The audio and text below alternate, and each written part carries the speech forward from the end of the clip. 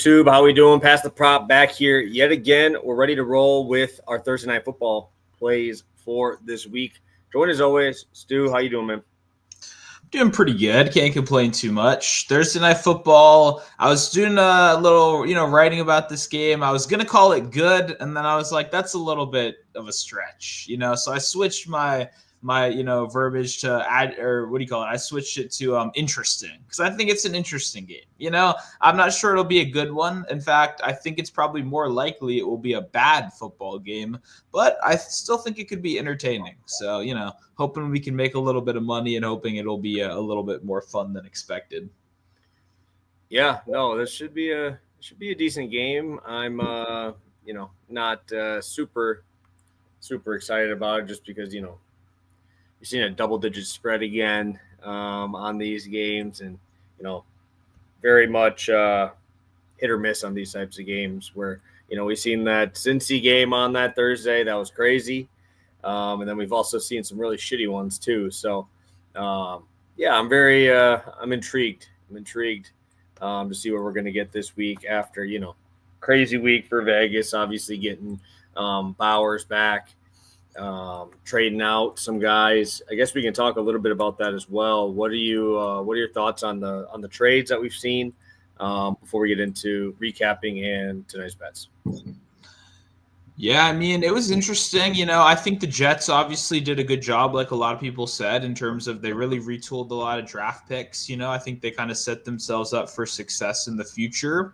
And I think that's really what you got to do when you're a bad team. So, yeah, a lot of people are giving them credit, and I think they deserve that. Obviously, it will be interesting to see, Jerry Jones made his move. It'll be interesting to see how that works. I think it's a pretty good move, but once again, Aikman and the guys on the broadcast were saying it, like, one guy is not fixing this defense. You guys got a lot of problems, you know what I mean? And no matter what defensive lineman you got, they can't play safety, they can't play cornerback, they can't play linebacker also. So, some moves like that. Shaheed was an interesting one. I'm kind of bummed out by Shaheed. I know a lot of people are fired up. I think Horton's really good.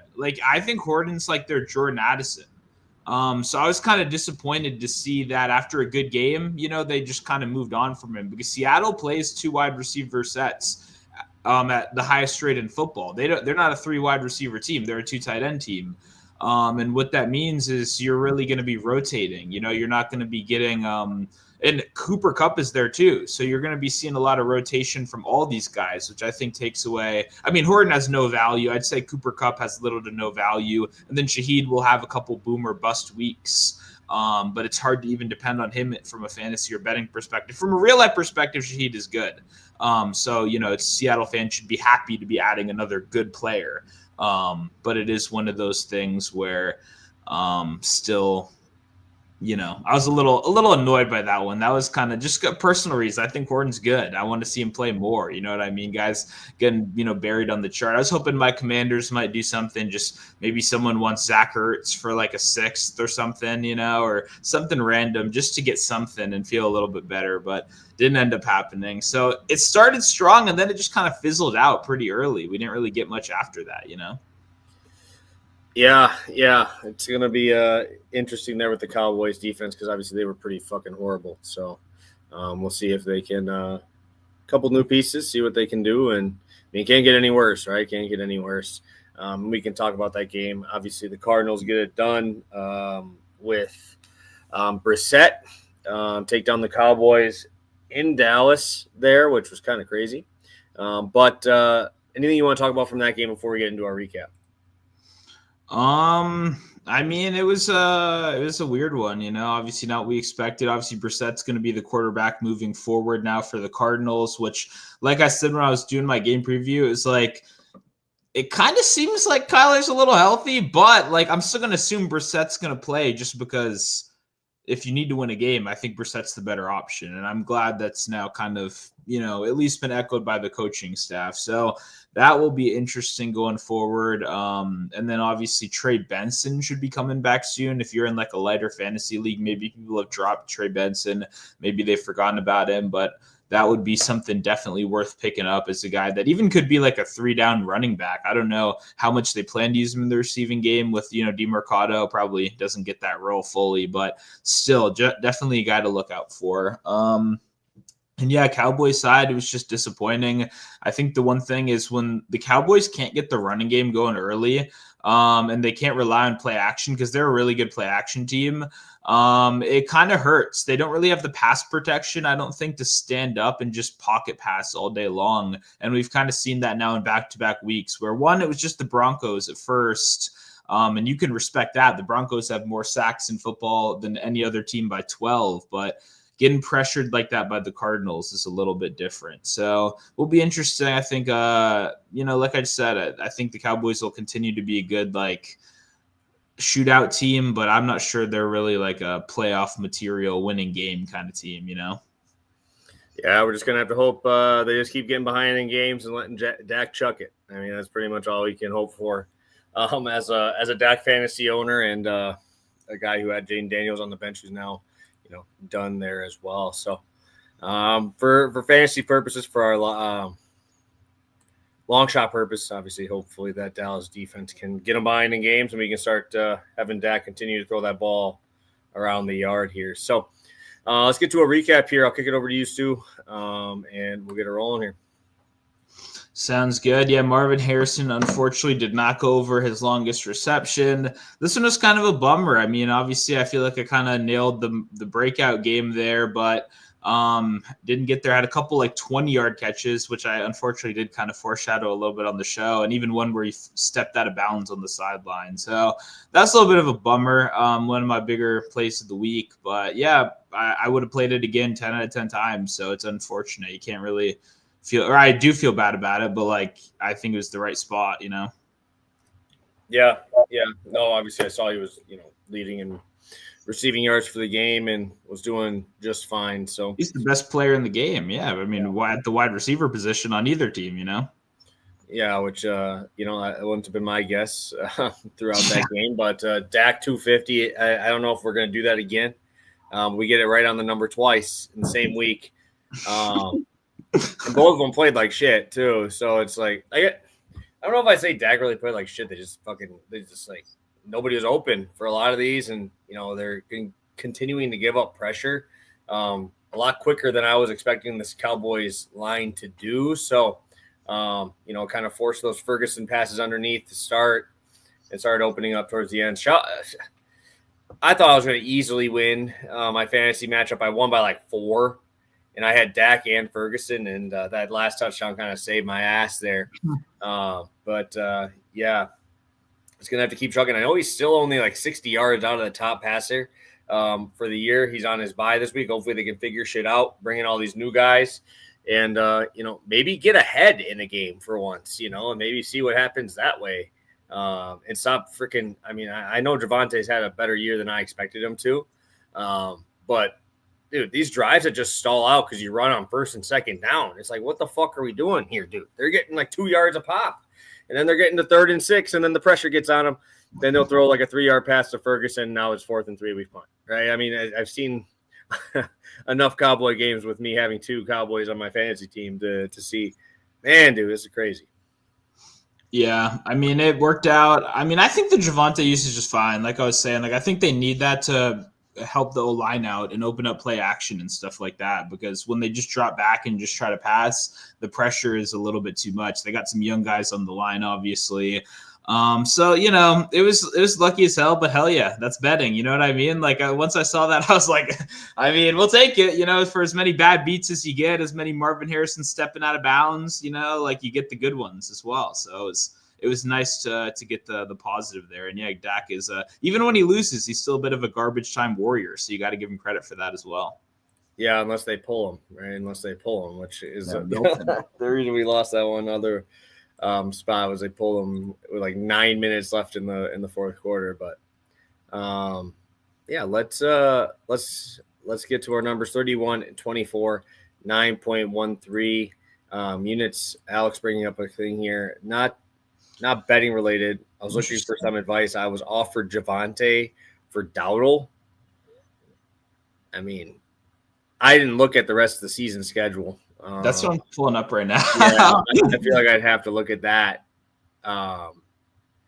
Yeah, whoever, Like, you need a good playoff matchup for Dowdle, honestly. Javonte will be good, I think, no matter what, because there's no competition. You know, Jaden Blue, he got fucking scratched for whoever the other guy was. So it's one of those things where Javonte has a great role on a great offense. Dowdle, you know, when they fall behind, when the run stuff, you know, maybe teams catch up on that by playoff time a little bit more. And then, you know, it's a little scary. So I don't know. It would really depend on what the playoff schedule is, I guess, and who's Yeah, that's definitely where you got to look. like, I assume the Cowboys get the commies in there at least once. That's a great matchup right there. Eagles would be a little bit tougher, but Giants would be great as well. So just assuming it's the division stuff like normal, you know. Yeah, Giants are great. Giants are great for those, especially for those run defenses, man. That they're gonna have a tough one here with Dowdle this week. Dowdle should just fucking kill them this week. Or no, is it? No, it's Monangai. If he starts, that's who it was. Is playing the Giants this week. Yeah. Alrighty. Let's move on to tonight or to Thursday. We got Thursday night football coming at you guys. We have Raiders at Denver, 9.5. Over under at 42.5. We've seen some of these Thursday games shoot out, man, and I don't want to like say that this is going to be one of those, but we saw that Raiders defense just get Swiss cheesed up by Jacksonville. I mean, Bo Nix has been very hit or miss for me and very, very hit or miss for us on the show. I feel like you're either all in on him or you're all out. I feel like I see a lot of people saying he's like really fucking good, and I don't know.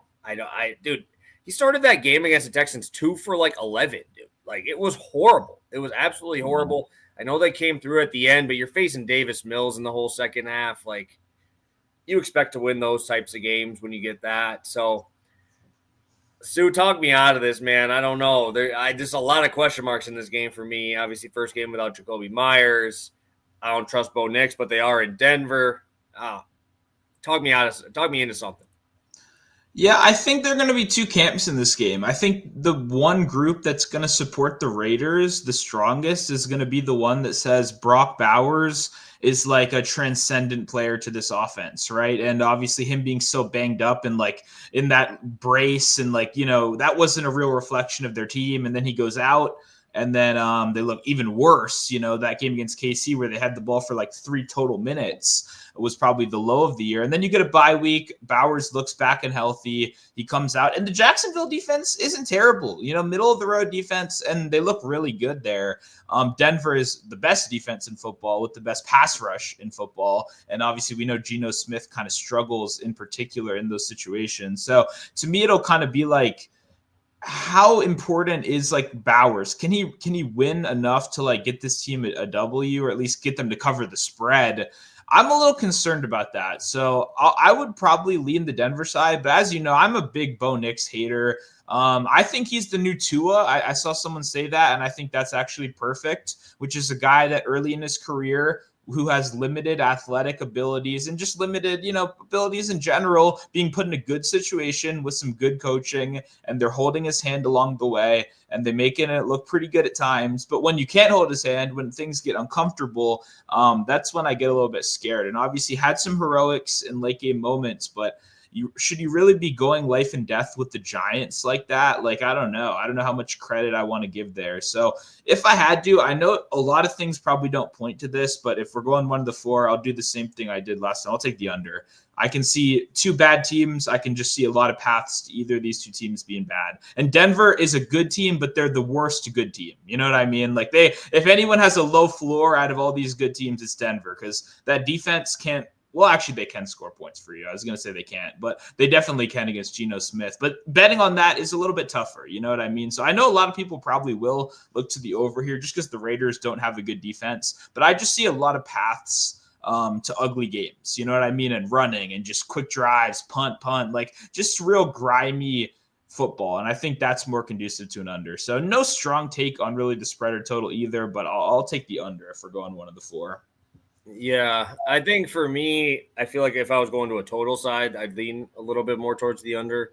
I'd probably want to get a little bit higher. I see the juice is on the over right now at like 120 to, I think it's 102 to the under here, so maybe wait a little.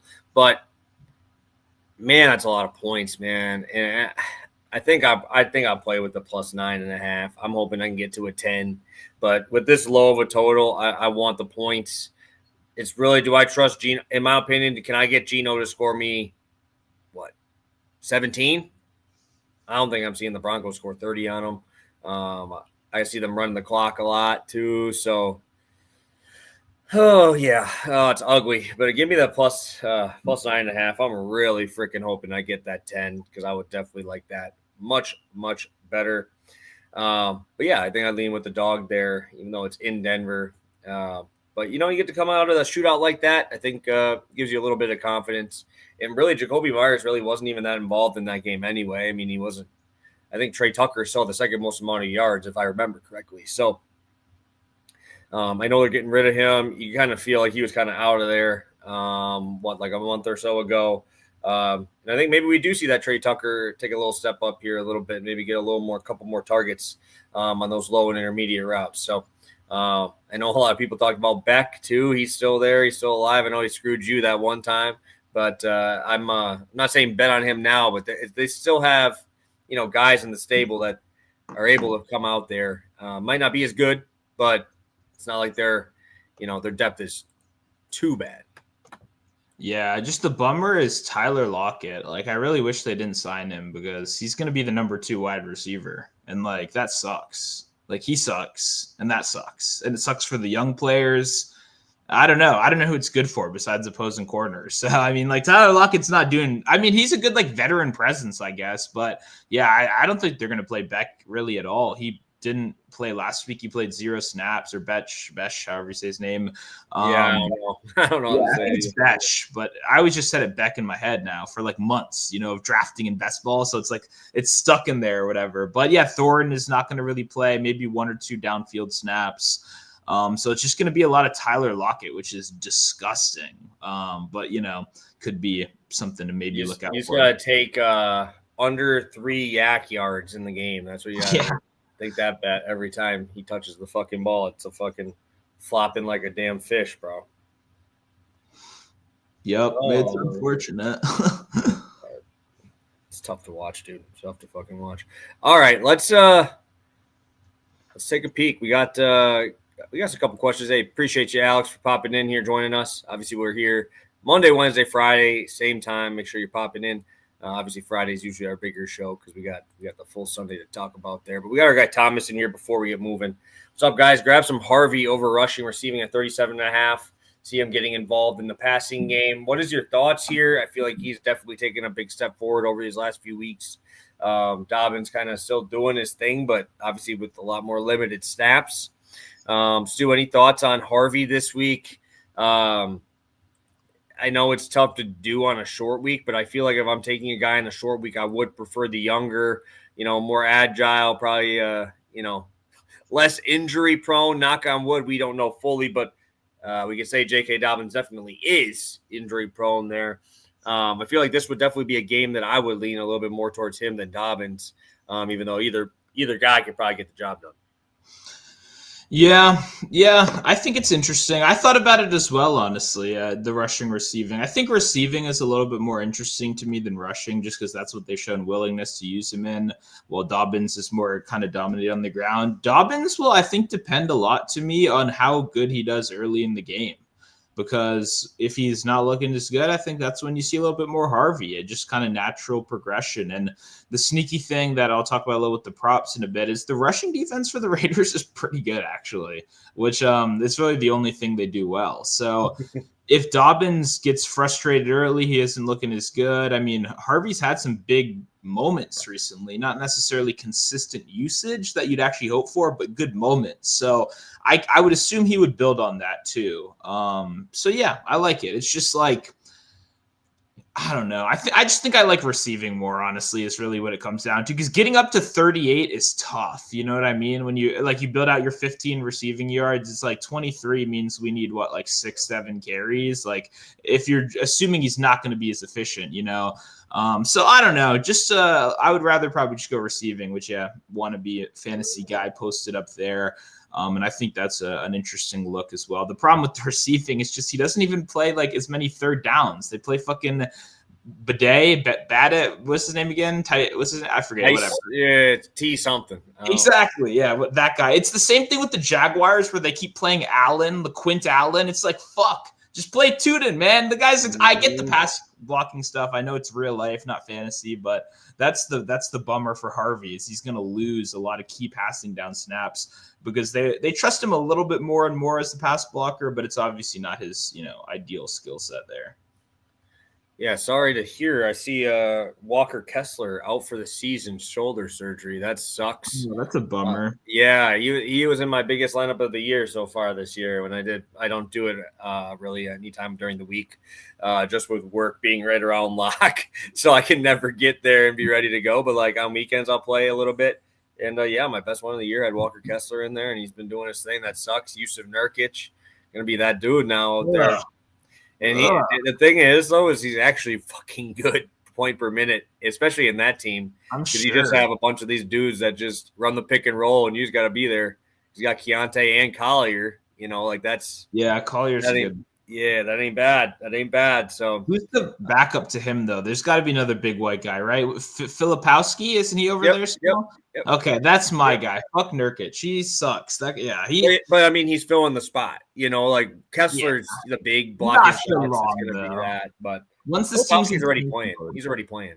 Yeah. Filipowski also kind of sucks a little bit too, but he's hit or miss. He has his good and bad games. He's an interesting guy. But that's enough NBA. Good luck to the Jazz, obviously. And yeah, Kessler's a fun player. I always like guys to get blocks. If you've been watching the show for years, my NBA origins are in the steals and block streets. And he was great in that category. Yes, sir. And it's time to go, dude. It's time to go. We got 25 of you guys in here live with us. We appreciate you. Hit that like button if you could. Subscribe to the channel. And it's time. Sue's starting us off with a plus money spot. Take it away, Sue. Sounds good. Yeah, we got a little SGP in this one. This one's over on Caesars, but it's minus 108 on FanDuel. Pretty similar pricing. We got Brock Bowers, 50 receiving. Cortland Sutton, 40 receiving. And like I said earlier, the Caesars fixed it a little bit, but you should definitely download Caesars if you play same game parlays. They tend to have some nice odds over there from time to time. I'll start with Bowers.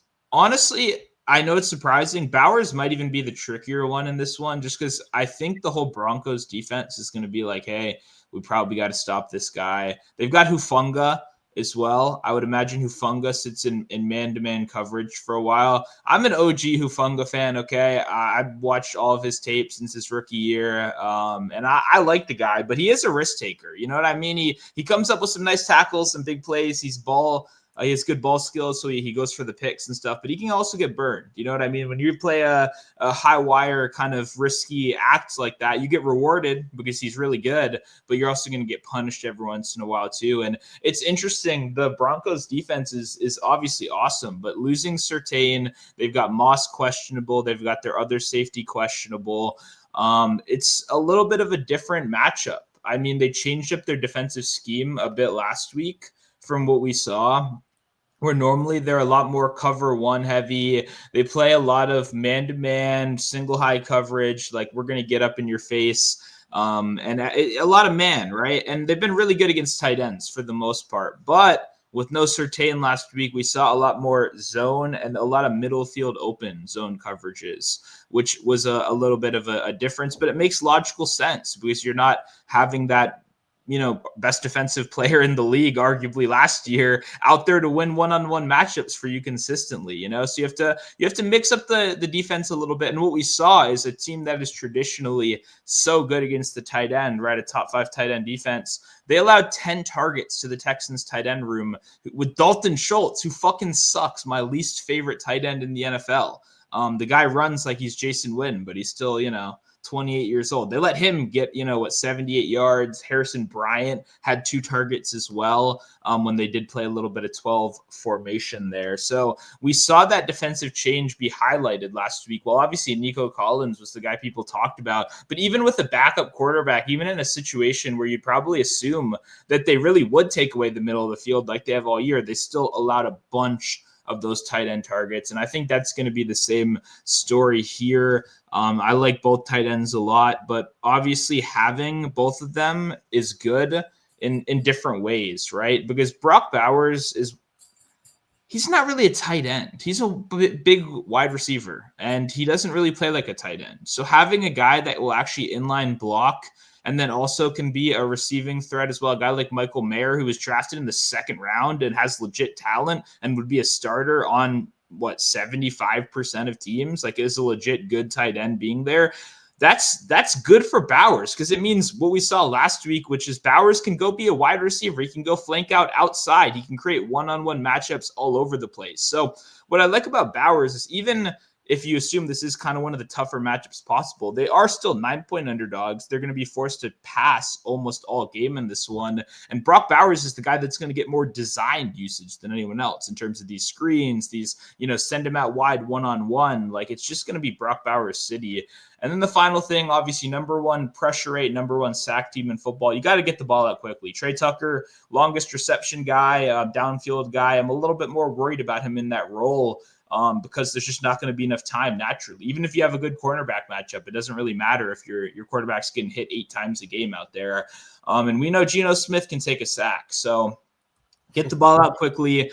Bowers will be the beneficiary. I don't see why we wouldn't, be aggressive with that one. Cortland Sutton on the other side. I'm a big Sutton fan in this one. I teased it a little bit earlier, but the Raiders are surprisingly a pretty solid rush defense so far this year. They've been above average all year, and they've been one of the biggest pass funnels. Teams pass against the Raiders at the 6th highest rate over expectation so far this year because it's quite simple. You look, okay, the D-line is solid. They've been a solid enough rush defense. Okay, who's in the secondary? Oh, okay.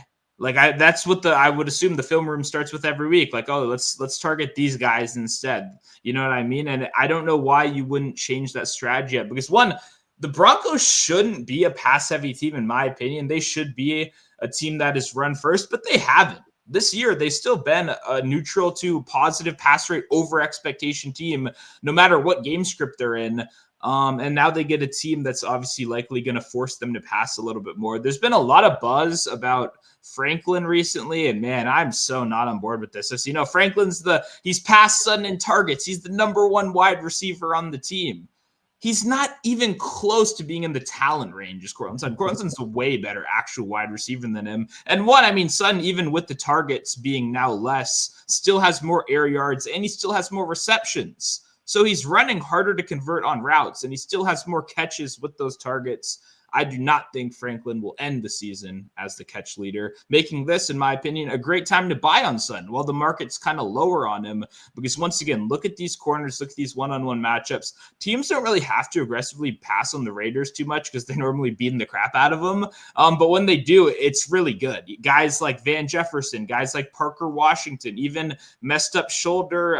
Brian Thomas Jr. still went over 50 yards with his, messed up shoulder and all that. So it's one of those things where, a lot of guys just over and over and over outside wide receivers have had success here. And I don't know why I wouldn't want to target that. Because honestly, I could see Dobbins getting stuffed up a little bit and them just going a little bit more pass heavy. And Bo Nix sucks. Going pass heavy normally isn't good. I don't know what the Raiders defense is going to do to you. Unless Max Crosby can unleash hell in this game single-handedly, I just don't think they're really going to be able to do enough. And I think that helps Sutton more than anybody else. Yeah, don't want to say that it's impossible for Crosby to do that. He's had a couple games like that. But when you have one dude, and there's really, besides us, too. Right? And besides us, if we ask people in the chat that are not Raiders fans, could you name 3 other defensive players on that team? You know what I'm saying? Like, I don't know if we – that's what I'm saying. If casuals can't name, like, even one, right, other guy on that – probably tells you enough about this defense and probably tells you exactly what these coaches should be thinking about as well. So, I'm going to be heading into old Geno. I'm going to go back to Geno. I'm going to go to over 19.5 completions at -114 on FanDuel here. I'm just looking at FTN over on their fantasy site here, just looking at their average depth of target numbers from last week. And you look at some of these numbers for Geno, and yeah, you look at his stats, and they're pretty damn good, dude. Like, right, 29 for 39, 284, right? The dude was the 5th lowest air yards last week. And he probably threw it more than almost every single person, right? So he had a total on all 39 attempts. He had a total of 157 air yards. The only people lower were Josh Allen, who obviously ran the ball quite a bit and a lot of yards after catch, right? Bryce Young, who threw the ball 12 times against the Packers in that game, and then Jaden Daniels went out early, and C.J. Stroud went out early, and Rodgers. Those are the only people that had lower. And Geno had almost 100 yards more than every single one of those quarterbacks because they're chucking this ball around. They're throwing it quick. One thing I also like to look at when I'm playing a team on the road like this is do they get out to quick starts, right? Because I usually want them to be kind of stuttering a little bit, kind of get that second half ramped up. We look at Vegas. They are, I believe, the second worst first half scoring team on the road this year. 5 points is what they're averaging in the first half on the road this year. Tennessee, the only team worse than that, and that's obviously, they kind of tells you what you need to know there. And then Denver, they're only averaging 9.5 on the road, but they're averaging 14.5 at home. So if we get out to that, 10-point lead in the first half, that would be great. Keep it close enough and let Geno kind of do his thing in the second half where we're just chucking those short passes because he had those air yards like that last week. And that's against Jacksonville, right? And I feel like if you ask, anybody, look at any numbers, Denver's front seven is a little better. Right, a little better than Jacksonville there, and obviously the Raiders know that. They know they got to get it out quick.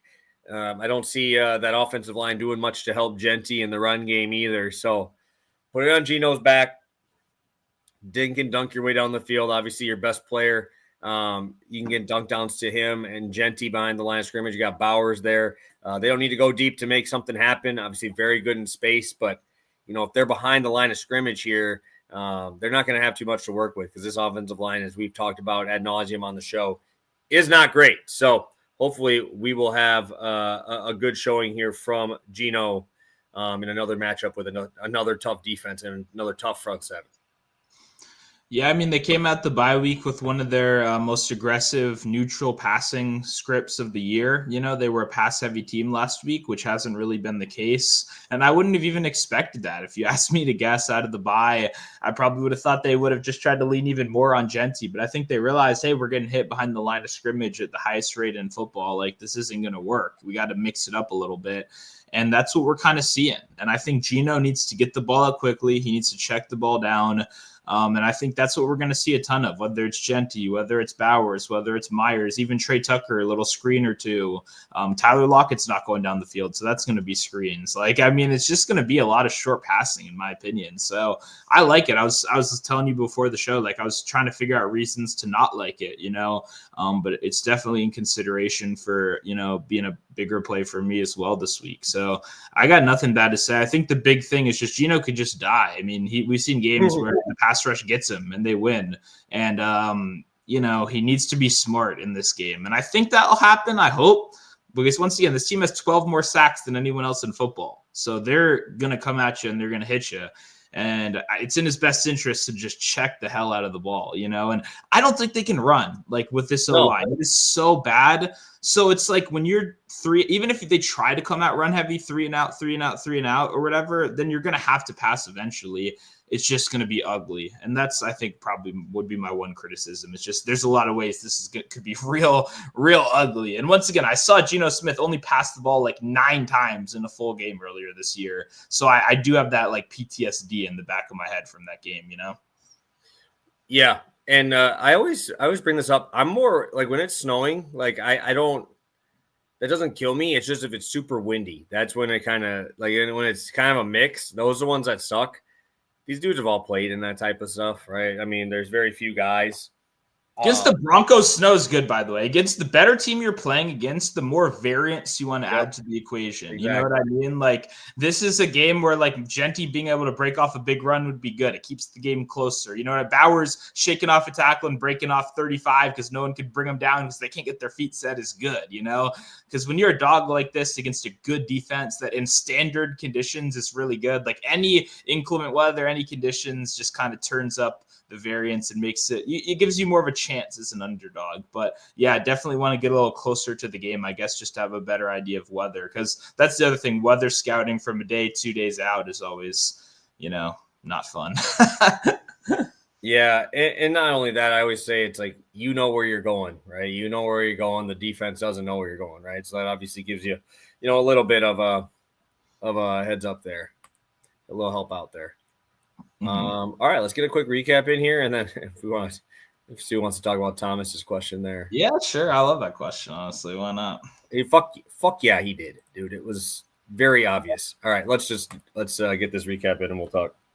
Sounds good. You got a little SGP right here. Brock Bowers, 50 receiving yards. Cortland Sutton, 40 receiving yards, plus 103 over on Caesars Sportsbook. And I'll be rolling with Gino over 19.5 completions at minus 114. Our guy Thomas in here bringing up the Bulgarian fight. Kind of tough to say no when, the hundreds of thousands of dollars that had to have been bet in a 2-hour period before the fight to flip a line like that. Tough to get me off my soapbox saying that he did.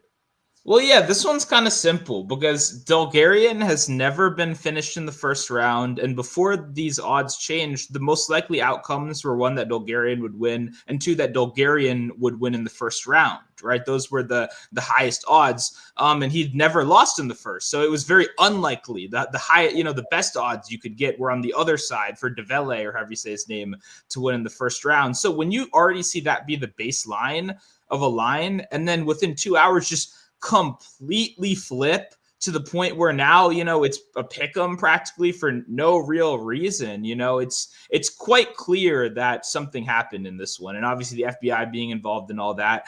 But just kind of to lay it out, it's kind of, I don't even know how to give a good sports analogy for it, but yeah, it's extremely, like, the outcome was not expected, and it became juiced up to being one of the most expected due to random line movement. And luckily to my boy Elijah, who watches the show and is in the Discord, I made a shit ton of money. So shout out to Elijah, already one of the Discord goats. He sent that one in there. You got to just trust the market sometimes. You know what I mean? Like, when it's moving in a way that's that random, and you still have stale books that are offering, plus 700 round one sub, like plus 300, just great lines like that, then yeah, I was hammering it. So it was super fun. I'm glad everyone's all mad at this one. I'm like, hey, there was a ton of opportunity for regular people like me and you guys and whoever to just jump in and make money off of this if you were on your phone at the right time and you understand how markets work. You know what I mean? So I don't know. Now they're saying, a bunch of fights were rigged and stuff. I don't know what all the details are. I've seen a couple that 100% are, like, no doubt about it. The, fixed outcomes, Carlos Liel losing on all three scorecards, 30-27 in Abu Dhabi as the prelim opener earlier this year, was the worst thing I've ever seen in any sport. And no one even costed that because they're like, oh, it's in Abu Dhabi. They gave it to the Saudi guy or whatever. But yeah, the UFC's got its own big problems with that. But yeah, no doubt. I definitely think this was a rigged fight.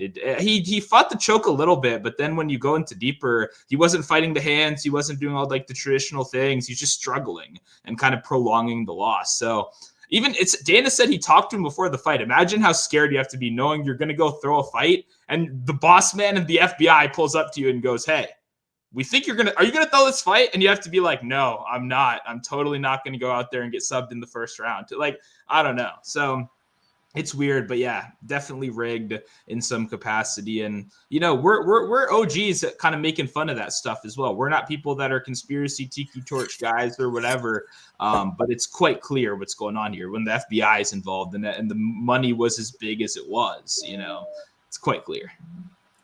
Yeah. There's not much else we have to say about that one. But Stu, anything else you want to tell the people before we get out of here? Obviously, with a 1-game slate, makes it a little bit quicker for the show.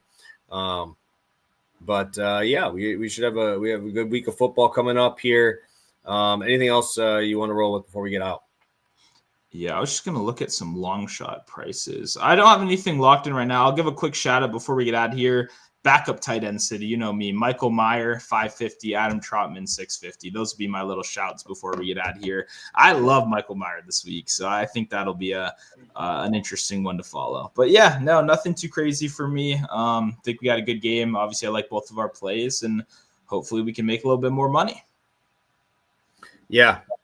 No, it's I don't know if I have any long shots here. Like I said, the only thing I really wanted to kind of roll with is maybe some catches underneath for fucking Trey Tucker, but his lines are already pretty kind of already getting that Jacoby Myers is gone tax because where else are we going to go with it? So I do like the look on Mayer. I'm see a big fan of him, and hopefully we can make some money again on this Thursday show. So we will be back Friday at our normal time, ready to go, getting to talk week 10 already, dude. Crazy. We're on week 10 already. Quite a few buys coming up this week as well, so you got to make sure you're ready to roll for those. And if you guys have, fantasy DFS or just prop questions, we're here. We'll be ready to go and help you guys out. So have a good one, guys. Best of luck, and we will catch you guys on Friday.